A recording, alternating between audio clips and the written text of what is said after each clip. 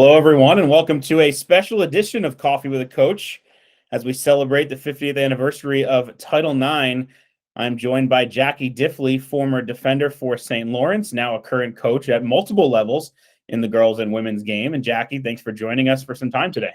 Yeah, of course. Thanks for having me on. I appreciate it. Absolutely. As we celebrate Title IX, and we've put a lot of content out all week on our social media platforms and on our website at ecachockey.com. And now we're going to talk to Jacquie a little bit about your history, about what you've done in the game, how you've seen the game grow throughout the years since you started playing, and what you're doing now.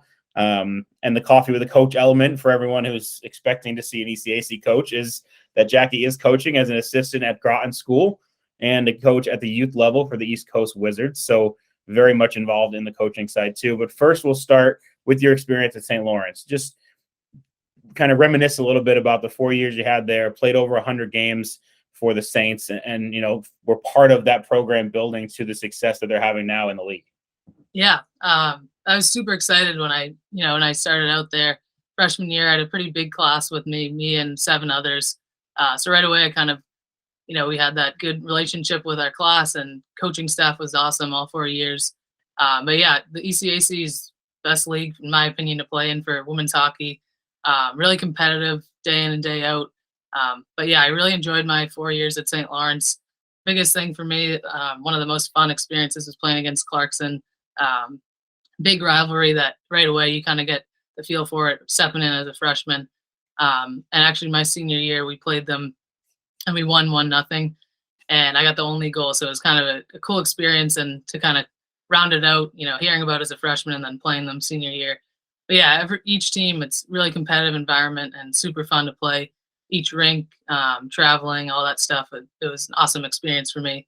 And my coaches, Chris Wells, Mayor McDougall, Bari, and Ted Wisner, all were awesome to me. And teammates throughout the 4 years made the experience really great all around. So yeah, I wish I could go back for sure and relive it. But overall, it's an awesome experience. And part of what we always hear when talking to players, even on the men's or women's side, about the ECAC is that it's a league that allows you to succeed in hockey as you put the work in, but also gives you the opportunities academically. You were multiple times on the all-academic team for the ECAC. What did you see during your time that was able to kind of find that balance of the academic and the athlete part and really put the experience together?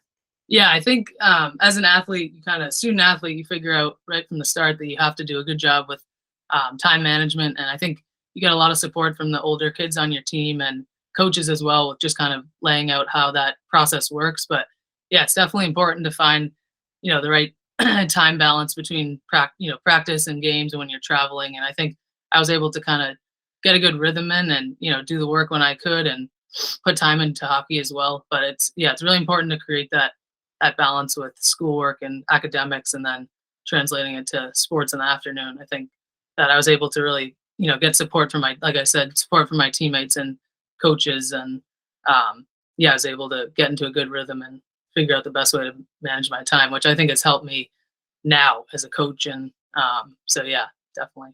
Is that something that you knew going into the recruiting process, that this academic piece is going to be important? Is it something that you knew even before, when you were younger, coming through and saying, this is where I really got to focus on both?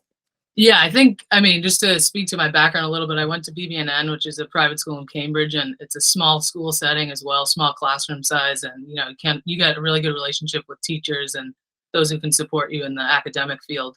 And I think when I was applying to St. Lawrence, I recognized when I visited, it was a similar atmosphere, obviously a little bit bigger with a college campus, but you knew you got that same small classroom and not a huge school. So you were really able to take advantage of resources and support when you need it. So I think, yeah, definitely from high school, and my high school experience definitely led me in the right direction, and, gave me, when I got to St. Lawrence, I was for sure ready to go academically, and I knew what was ahead of me. And now tying it into some of the Title IX conversation and just, women supporting women in sports, right? You're an assistant at the Groton School. How does some of your experience and your knowledge from your recruitment and your college experience now allow you to help some of your players at this level and get them ready as they continue to pursue their careers?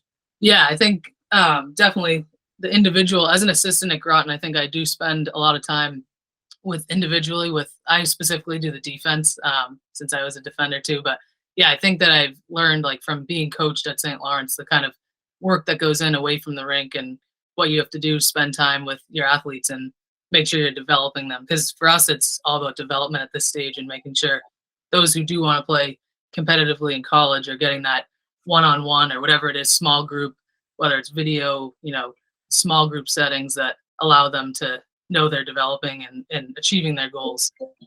So yeah, I think definitely my experience with the coaching I got at St. Lawrence, it allowed me to then be that person and that coach for these young high school athletes who are aspiring to be college athletes themselves.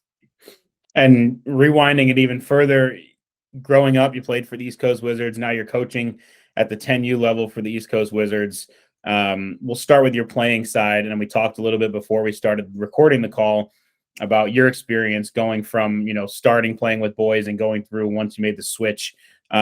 Just give me a little bit of a background on, how your career in hockey started, what got you on the ice first, go all the way back, and then kind of take us through how those transitions happened and, maybe the benefits of being able to have all girls leagues and teams to play in once you started. Yeah, I think just starting out way back. So my dad was a pretty competitive hockey player, and he got me and my brother into hockey at a very young age. So we started skating probably when we were 3 or 4, and then we played town hockey. We're from Burlington, Mass, so we played Burlington with the boys, and then there were some girls on my team, but it was mostly made up of boys. And then I played Wizards. I started at U10, and that was kind of when the program was just getting up and running, and it actually wasn't even, it was in a complete different location than it is now. Very small, not a lot of people playing. So I started that at U10, and then I was still playing boys at the same time, but just a town league. And then as I got older and into U12s, the boys side started to get physical and hitting was involved.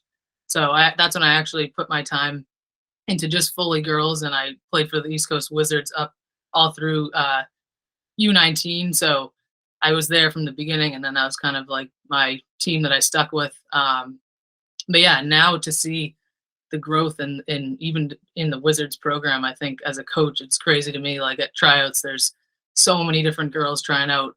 Whereas I think when I played, there was a number of girls, but not quite the extent to what it is now. And I think that's great to see. And it shows kind of the impact of Title IX and what it has had on women's hockey and women's sports in general. So yeah. How much different do you think your career path may have been, hockey career path may have been, and even coaching without, Title IX doing the work that it's done and creating those paths and creating, not that anything is given, right? You earn every piece you get in the hockey world for sure, but creating the paths for you to be able to pursue what you knew you could do. Yeah, I think, and just like you just said, pursue what I want to do. I think from a young age, U12, U14 on, I wanted to play college hockey right away. That was my goal. And I think that may not have been a goal for myself if it weren't for the woman before me who kind of stepped into those leadership roles and made a push for women in sports. I may not have had that goal as a young kid. And now I think it's even greater that young girls kind of see these professional athletes and all the various pro leagues that women have out there, and even Olympics and national team. I think it's great that young girls, even on my U10 team, I think that they're already so young, but they know they have that in their future. So I think that's great. It's great for the sport of hockey. But yeah, so. And you just kind of, you segued into my next question a little bit. So normally we ask people, what is a message you would give to your former self or your younger self, right? If you could, when you were there. But because you're coaching 10U right now, I'm sure you give some of these messages to your players. So in different words, what is a message that you give to younger players about, that journey that they're going to go on and where all these options they do have in their path? Yeah, I think there's so many different options, but I think for me, it's like, you got to put the work in. And I know it sounds crazy at such a young age, but there's so many different girls that are aspiring to do similar goals. I think, national team, Olympics, a different level, but even collegiate hockey, it's so difficult to play at that level at this point, which is awesome because, you have that so competitive. And, previous years, it wasn't even the participation that it is now, and all these different girls that want to be a part of it. So yeah, my message to them is just work hard. I'm definitely a big component for fun too. I love to incorporate fun, but it's the hard work and putting that in is what's going to pay off in the long run. And so I think for them, a lot of their goals are just, have a good season at the U10 and maybe play high school. But yeah, so that's kind of my messaging to them is the hard work and effort goes a long way. And moving forward a little bit towards the future, what are things, and this may put you on the spot, you may not have thought about it too much, but how can the game continue to grow on the women's and the girls side? What is next? What would you like to see as a coach, coming through the ranks to continue to build and grow the sport? Yeah, I think for me the biggest thing is audiences. So I think a lot of times at the the men's level of professional collegiate, there's so many people in the stands, and the women are starting to get there. But I think that's one of the biggest things that I think can improve in women's hockey is just audience. And I think that like I said, it's starting to get there, but more and more effort put towards that will pay off. And I also think that for professional leagues, I think that there's a small amount of teams in each of the leagues. So I think increasing the amount of teams and trying to fund for that to give even more opportunity for those aspiring. So right now, like one league I think has six teams, so just continuing to up the amount of teams is another thing that I'd like to see change.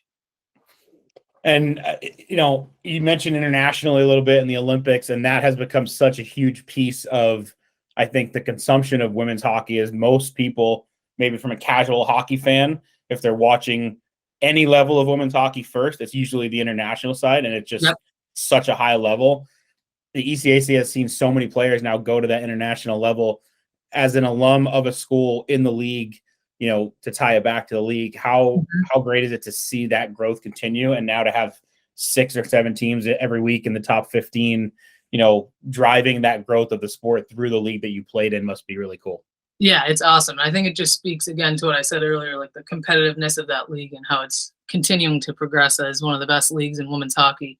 And I actually just got a chance. I watched that game in Vegas. I watched the Vegas game in LA, and it was just really cool to see. When you look at the roster, it's like Colgate, Dartmouth, all these different, Yale, I think, is represented. So it's really cool to see that. And it's, an honor to say that I've competed in that league. And it's just only continuing to get better and better every year. And as someone who's pursuing coaching and, coaching 2 different levels right now, what is kind of your path going forward? How do you hope to individually impact that growth and continue to move forward in the game? Yeah, I think one of my goals is definitely to reach the collegiate level of coaching. So I think, getting a good balance for youth and high school has kind of helped me figure out that I do like the older groups. And that's one of my goals is to become a coach in the higher levels, whether it's collegiate or even one of the pro leagues. So yeah, I think that my experiences at I've done 2 years at Groton. This is my second year at Groton, and I've done 3 years with the Wizards. So it's only helped me, shape into a better coach year after year. And I think, yeah, definitely, I think it's going to help me in the future with my goals in coaching. Well, that's going to pretty much wrap it up for us, unless you have anything else to add about, the league, about some of the things that you've done with and afforded from Title IX. But I think we've pretty much covered some of those angles. Yeah, I think that's great. So thank you, Jackie, for your time, and obviously coaching 2 teams this time of year, not a lot of free time. So we appreciate you stepping away from the rink and jumping on with us.